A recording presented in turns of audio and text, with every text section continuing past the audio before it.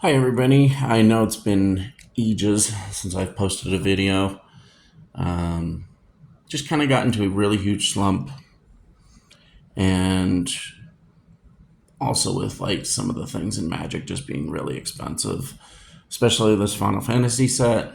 Just it's been hard to keep up with, um, and yeah, just the pocketbook doesn't go as far as I'd like sometimes.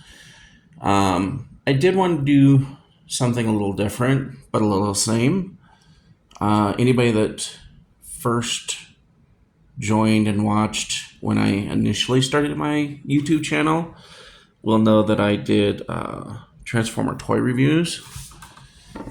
And God, that was years and years and years ago. Um, Back when, like, I think I got in during the Combiner Wars series. Um, the thing is like, I mean, it's almost cheaper now to buy Transformers than it is Magic cards.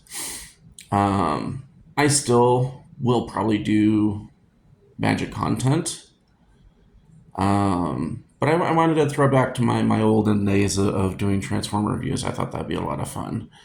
Hasbro's been doing a knockout job lately with a lot of their toy lines, and I just thought it'd be fun to go back to that. So, and that actually, one of the figures that got me back into doing that whole Transformer collecting was this guy here. That's Vortex from the Bruticus Combiner. When I started doing Transformer collecting in the first place, I picked up I don't remember his name off the top of my head, the little yellow race car that belongs to Minosaur. I was like, oh, that's cool. They're redoing that and they're doing combiners with it. That's really cool. And I didn't know what I was getting into at that point. But then I really started hitting it hard when I heard that they were going to make this guy. And this is what really got me deep into collecting, even just Hasbro. Most of my collection is Hasbro, but I love that they were doing a full Bruticus in the set they did. Just about every combiner that you can think of, one way or the other. They didn't do the monsters, and they didn't do Raiden, the trains, and they didn't do a couple others, but they basically hit just about everything else. They didn't do. I have the third-party version, and I think his name is King Poseidon. The Piranacons. They didn't do him. That had to come out third-party. He was released way later, I believe, under Chikara. But I thought it'd be fun to go back to kind of my roots with a figure that got me started in the first place. Um, so let's just jump into it. I love the design and the helicopter. The blades twirl pretty good. He's even got the little back propeller. He does have 3 weapons on him. 2 back here. And then this Nas gun up here. And these are actually done really well. Like the little scope on it. And these are actually done pretty good too. The opposite side looks just the same. In comparison with his actual buddy or his other self from the Combiner Wars, they're about the same size. They did bring back that he is a 4-rotor helicopter and not 2. So I do like that. As far as I can remember, Age of Cybertron, and I believe even originally he wears 4 rotors. Don't quote me for sure on that though. Because it used to attach on either on his back or on his shoulder. And it would act as like kind of a bladed. You can actually do that on this one. It can attach. It doesn't look too great because of some of the kibble, but we'll get there. I would already say that his weapons are an improvement over this. where it's just hollowed out on one side and then the other side actually has like really cool detailing. I mean, if you're going to hollow it out, I think that's the way to go. Like, do it on both sides and make it look like a uniform weapon. And note, he does not have this thing. I admire the dual chain gun attempt, but I mean, these were just a disaster. So anyway, and actually this does go down and pops off, which is really nice because you can just move it out of the way. So for transformation, go and start at the tail. You're going to flip this little piece here all the way around 180 degrees. And then there is a joint there. And then these are the arms. And actually, I mean, for a helicopter, it's actually not too bad. I like the landing gear on the back of the head. Even has like doors here that look like people can get in and out of. Nice little detailing there. And I like the bump curvature here. For the propeller prop, they kind of did it on the Combiner Wars version.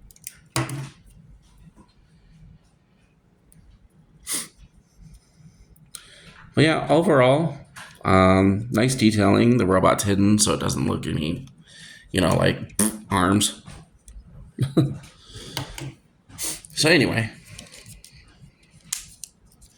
and then go ahead and spread these apart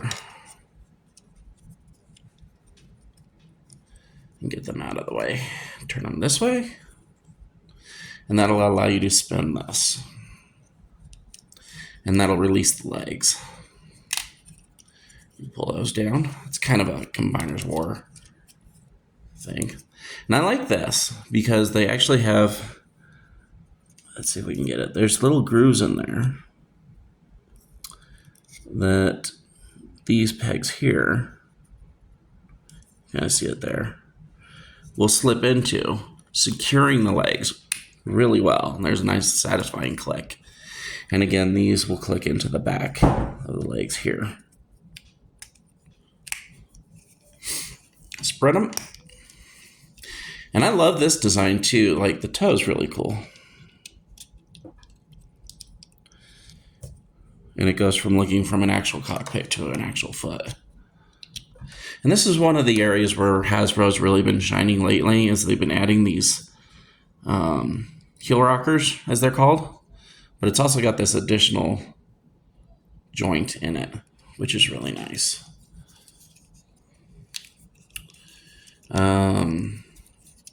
Go ahead and flip this panel back. And it should tuck in and click.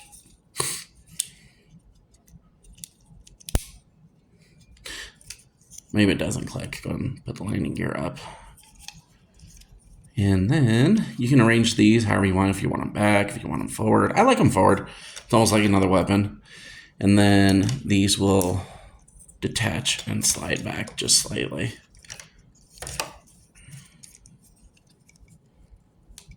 Oops. I buried it.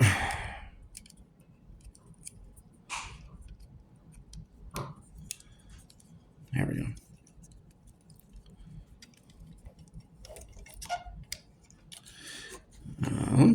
There we go. Do it by the fist. It does have a little slot there where his hand sticks out, so you can just grab the fist and slide it back. There we go. Yes, I just found that out.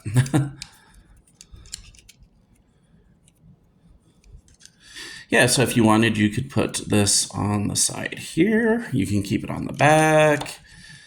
Oh, you could try to put it here. It won't spin because of the thing on the arm. I like it on the back, honestly. So there he is. Don't go back in. Now, the one thing, and I don't have the packaging anymore. If I continue to do this in the future, I will keep the packaging and kind of just show you what's on it and everything. But you have one gun here. One gun here. And then you got a spare gun to put somewhere. Actually, if you really want, I bet you could do this. Sure. Let's roll with it.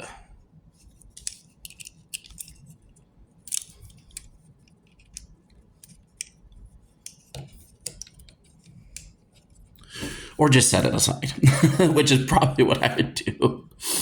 Now, it's been revealed with Superion, the jets for the Autobots, that they basically took the mold of this guy, and they're all going to attach onto it like this, basically, which I love this guy. This is heads and tails, or heads and shoulders above and beyond the Combiner Wars Minosaur. This thing is freaking amazing. But if you look very carefully on him, you see the posts here, and here, and possibly even there. And I bet you any amount of money they're going to do the same thing for Onslaught. And they are going to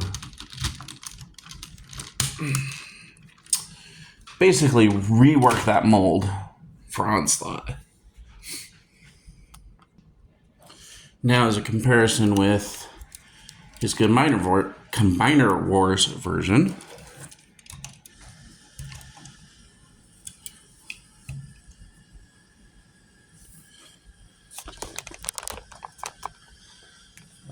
lots of differences. I would say for the Combiner Wars version, I do like that the Decepticon symbol is emblazoned right there, and it's very visible. It's actually really hard to see on this one.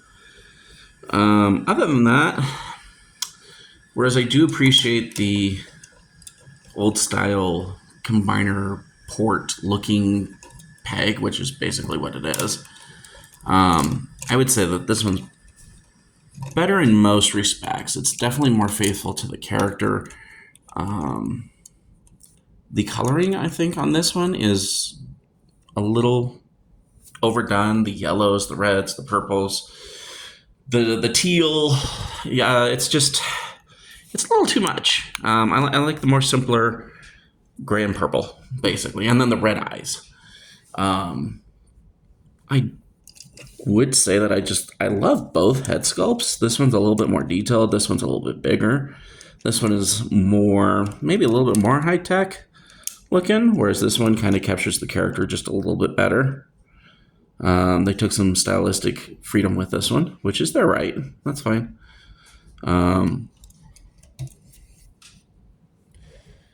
The one thing that I really don't like about the Age of the Primes one is the arm kibble. I don't make the back kibble, and I don't mind having the propeller as kibble. That's fine. I'm not fond of how these sit on the character. It reminds me of the Studio Series 86 movie version of Blur, which I have right here. He's also a fabulous figure, except, of course, for these honking things.